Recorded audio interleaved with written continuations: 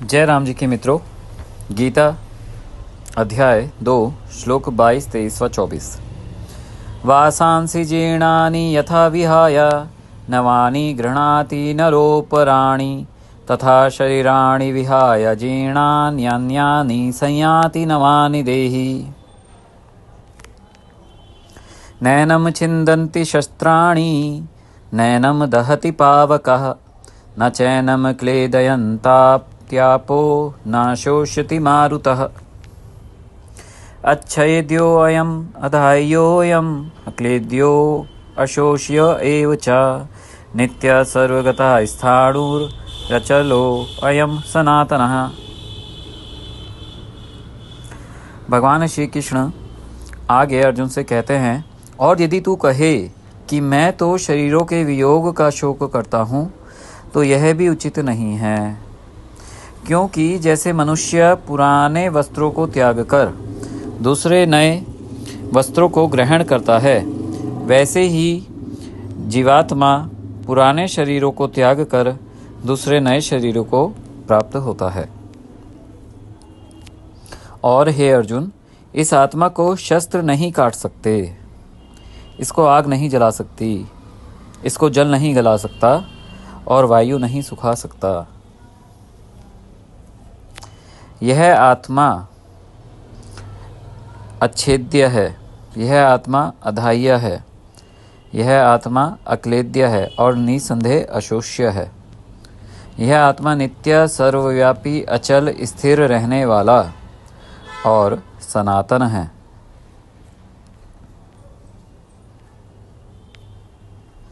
व्याख्या। भगवान श्री कृष्ण नर ऋषि अर्जुन को यहाँ पर आत्मा के बारे में उपदेश कर रहे हैं, आत्मज्ञान का सीधे सीधे उपदेश कर रहे हैं कि अपनी आत्म स्थिति में तुम आओ, इस आत्म तत्व को समझो जो तुम्हारा वास्तविक स्वरूप है। तो आगे भगवान श्री कृष्ण बोलते हैं पिछले श्लोकों से आगे आकर के कि जैसे जगत में पुराने जीर्ण वस्त्रों को त्याग कर मनुष्य नवीन वस्त्रों को ग्रहण करते हैं, वैसे ही जीवात्मा पुराने शरीरों को छोड़कर अन्य नवीन शरीरों को प्राप्त करता है। अभिप्राय यह है कि पुराने वस्त्रों को छोड़कर नए धारण करने वाले पुरुष की भांति जीवात्मा सदा निर्विकार रहता है। जैसे हम वस्त्र पहनते हैं और पुराने होने पर वस्त्रों को छोड़ देते हैं तो हमारे को कोई कष्ट नहीं होता, क्योंकि उसका जो उपयोग था वो ले लिया गया, हो गया।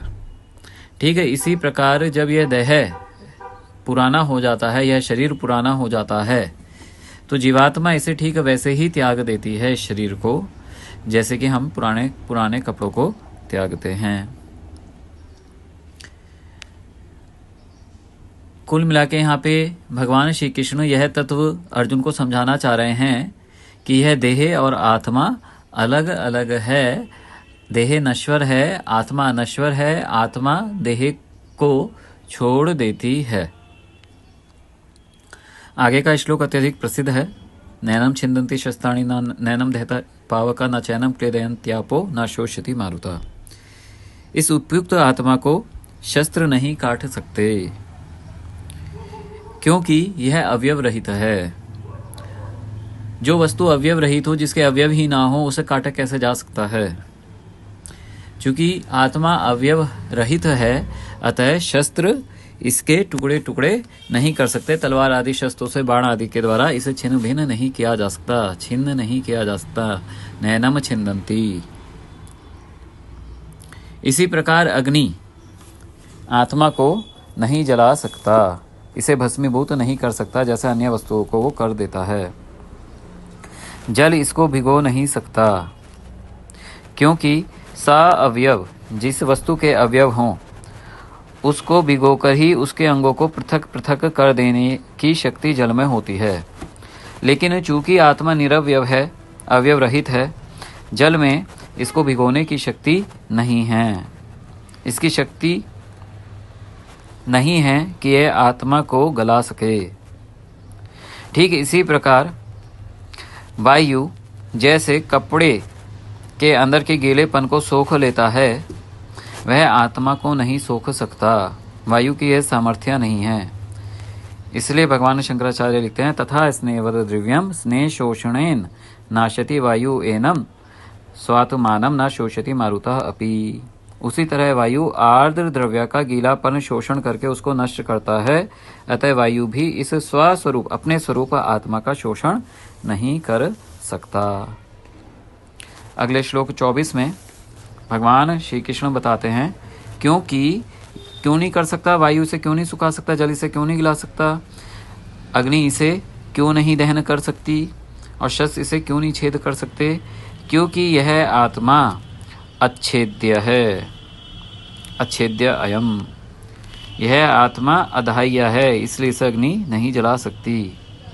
अक्लेद्य है, इसलिए जल इसे नहीं गला सकता। अशोष्य है, और यही कारण है कि वायु इसको सुखा नहीं सकता। यह आत्मा नित्य है, इस आत्मा का नाश करने में कोई भी समर्थ नहीं है। श्लोक 24 के अगले चरण में भगवान श्री कृष्ण आत्मा के लिए शब्द प्रयोग करते हैं, नित्य। नित्य होने से यह आत्मा सर्वगत है, कोई इसका नाश नहीं कर सकता, इसलिए नित्य है, और नित्य होने से यह सर्वगत है। सर्वव्यापी होने से स्थाणु है, अर्थात ठूठ की भांति स्थिर है, और स्थिर होने के कारण यह आत्मा अचल है, इसलिए भगवान बोलते हैं अचल अयम। और यह सनातन है, क्योंकि किसी कारण से नया उत्पन्न नहीं हुआ है, हमेशा है, अनादि है। तो इन श्लोकों में भगवान श्री कृष्ण बार बार आत्मा के बारे में अर्जुन को समझा रहे हैं। क्यों समझा रहे हैं? क्योंकि आत्म तत्व बड़ा ही दुर्बोध है। बड़ी बड़ी डिग्रियां लेने के बाद भी यह आत्म तत्व लोगों को समझ में नहीं आता। कितना ही धन आप कमा कर बैठ जाइए, लेकिन आत्म तत्व लोगों को ऐसे समझ आ जाएगा, इसकी कोई संभावना आराम से सरलता से नहीं दिखती। अज्ञानी मनुष्य यही सोचता रहता है कि मैंने इतना धन कमा लिया, मैंने इतनी विद्या कमा ली, मैं इतना सुंदर हूँ, ये हूँ, वो हूँ। वो प्राकृतिक चीज़ों में और सांसारिक विद्याओं में ही खोया हुआ रहता है। उस महामूर्ख को यह आत्मा का ज्ञान का महत्व समझ में ही नहीं आता। चूँकि यह आत्मा अत्यधिक दुर्बोध है, मुश्किल से जानने में आने वाला है, सहज में जानने में आने वाला नहीं है। इसीलिए बारंबार प्रसंग उपस्थित करके अलग अलग शब्दों से भगवान श्री वासुदेव इसी आत्म तत्व का बारंबार निरूपण करते हैं, यह सोचकर कि किसी भी तरह से यह अव्यक्त तत्व आत्मा इन संसारी पुरुषों के बुद्धि गोचर हो जाए व इस संसार की निवृत्ति का कारण हो, जन्म मृत्यु चक्र की निवृत्ति का कारण।